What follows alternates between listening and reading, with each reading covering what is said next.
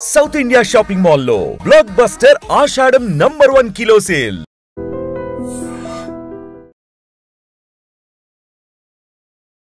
నమస్కారం, welcome to I dream. ధర్మ మార్గం విత్ విజిత కార్యక్రమానికి స్వాగతం.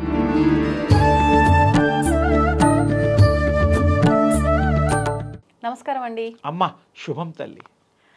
సాధారణంగా భగవంతుడికి పూజ చేయటము అనేది ప్రతి ఒక్కరికి సాధారణం. అయితే అసలు ఏంటి పూజ అంటే ఏంటి? మా అందరికీ తెలిసిన పూజ అని అంటే దీపారాధన చేసామా, ఏదైనా నైవేద్యం పెట్టామా, హారతి ఇచ్చామా, అయిపోయింది. ఇది పూజ.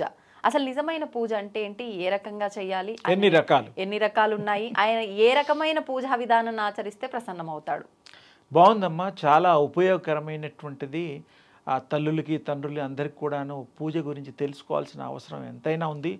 కొంచెం డిఫరెంట్గా కూడా మాట్లాడుకుందాం. నిజార్థం చెప్తాం.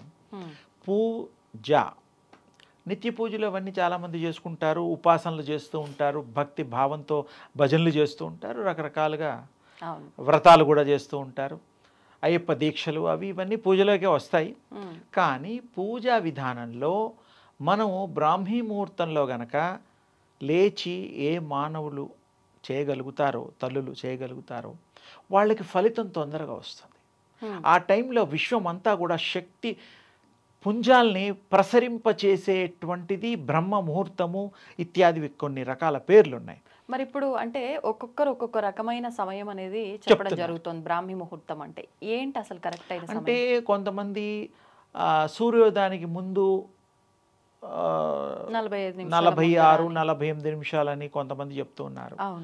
అసలు నా మటుకు నేను 2:45 కల్లా ఉదయం మా కార్యక్రమాలు మొదలు పెట్టేసుకొని, అంటే అది బ్రాహ్మీ ముహూర్తమా? జస్ట్ ఇక బిగిన్ అవుతుంది. 3ంటికి కూడా మరి ఎన్టీ రామారావు గారు 3 గంటలకే ఆయన లేచేవారు. మన సీఎం నందమూరి తారక రామారావు గారు మరి ఆయన కూడా మరి 3కి చాలా ప్రాముఖ్యత ఇచ్చారు. 3 గంటలు లేచి ఆయన చేసే, అలా ఎంతోమంది యోగులు కూడా 2:30 తర్వాత ఒక 5-10 నిమిషాలు, మ్యాక్సిమం 3. కొంతమంది నిద్రనే పోరు యోగులు. ఆ ధ్యానంలో ఉన్న తర్వాత ఈ మెలకు ఉన్న వాళ్ళకి కదా ఈ గొడవ. మెలకు అనేటువంటి మనం నిర్ణయించుకుని ఇన్నర్ సైడ్ టైం పెట్టుకుంటాం, టైమర్ లాగా. అసలు అలా ఏం లేదు. నిద్ర ఇవన్నీ కూడా మన అవసరాల్ని అనుకూలంగా చేసేది.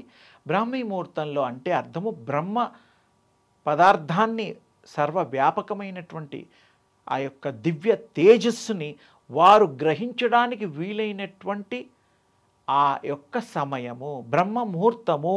ఇప్పుడు దాదాపు ఆ 3 గంటల సమయం నుంచి ఎక్కడి వరకు అనుకోవచ్చు? సూర్యోదయానికి ముందు వరకు. అంటే సూర్యోదయం తర్వాత ఉండదా అంటే ఉంటుంది. శక్తి ఎందుకు ఉండదు? దాదాపు అంటే 2 నుంచి 3 గంటలు. 3 నుంచి 5:30, 5:45 వరకు సూర్యోదయానికి ముందు వరకు తీసుకోవచ్చు. ఓకే. మరి ఒకవేళ 3ంటికే అంటే కష్టం. అంటే ఆ టైంలో లేచి చక్కగా చేసుకొని తర్వాత హాయిగా పడుకోండి, ఇబ్బంది లేదు. అలవాటు అయ్యేంత వరకు. అలా అని రోజు పడుకోమని కాదు, కొంచెం అలవాటు అయినప్పుడు అలారం లాగా మీకు ఆ నిద్ర లేస్తారు, మీరే లెగుస్తారు. ఆ తర్వాత కొంచెం కొంచెం ఒక వారం రోజులకో 10 రోజులకో అలవాటు అయిన తర్వాత ఆ టైంలోనే మీకు ఇష్టం వస్తుంది. ఆ టైంలో పిల్లల్ని కూడా బ్రాహ్మీ ముహూర్తంలో పొద్దున్నే లేచి చదివించేవాళ్ళం. అంటే జ్ఞాపకశక్తి కూడా ఉంటుందనే ఉద్దేశం. అలాగే మంచి ధ్యానం చేసేవాళ్ళు, మంచి వ్యాయామాలు, రకరకాలు యోగాలు ఇవన్నీ కూడా ఆ టైంలోనే ఎక్కువగా చేసేవాళ్ళు. ఈ పూజా విషయానికి కనుక మనం వస్తే, ఈ పూజలో దివ్యలు పెడతాం. ఆ దివ్యలు ఎందుకు పెడతామో చాలామంది తెలుసుకోవాల్సిన అవసరం ఉన్నది. విశ్వవ్యాప్తంగా తేజోమయంగా ప్రకాశించేటువంటి ఆ దివ్య తేజస్సుకి అనుసంధానంగా వీరు ఆ జ్యోతులు, ఒత్తులు 2 వేసినా 3 వేసినా 4 వేసినా అది వేరే విషయం. ఒక్కొక్కరు అభిప్రాయాలను బట్టి వేస్తుంటారు.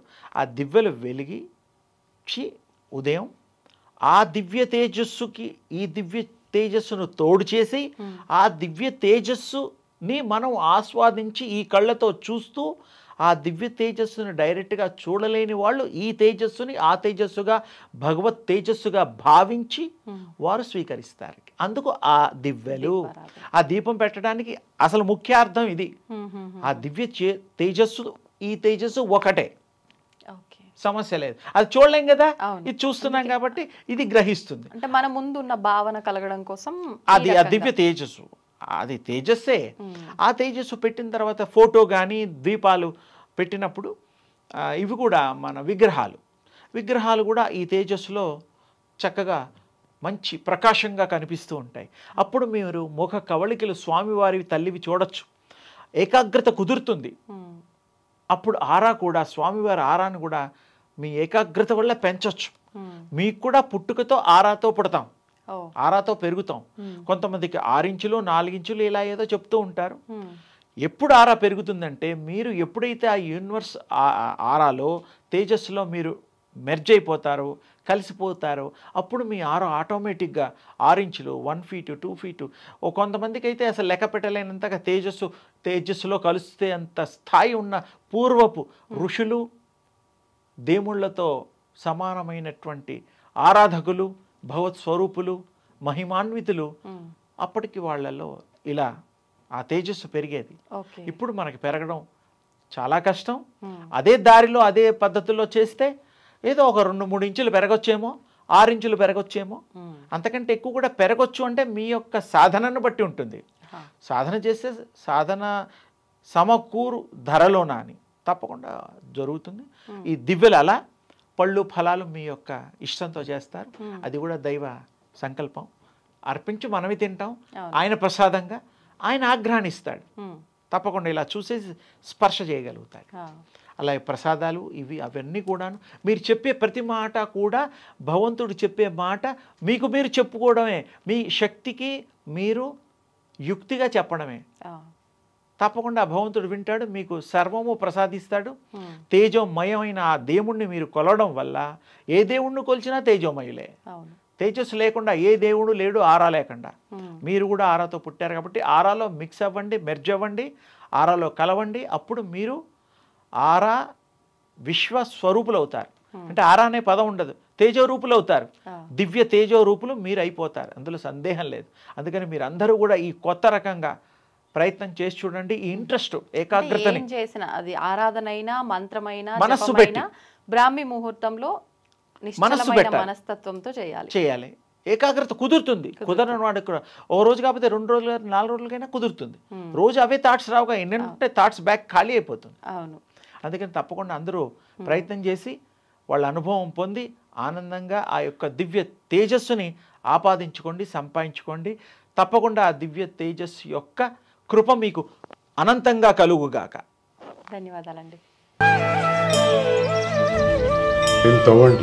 తవ్వుతూనే శివలింగం సరే దాన్ని అట్లా కప్పేసేయండి, చూపించదండి. మూర్తి పూజ కాదు, సాక్షాత్ బ్రజేంద్ర నందన భగవాన్ ఉన్నారు మూర్తిలో. ఏమీ ఆశించకుండా ఆరాధించే వాళ్ళు కూడా ఉన్నారా ప్రభుజీ? నిజమైన భక్తి అంటే మనకు తెలియదు కాబట్టి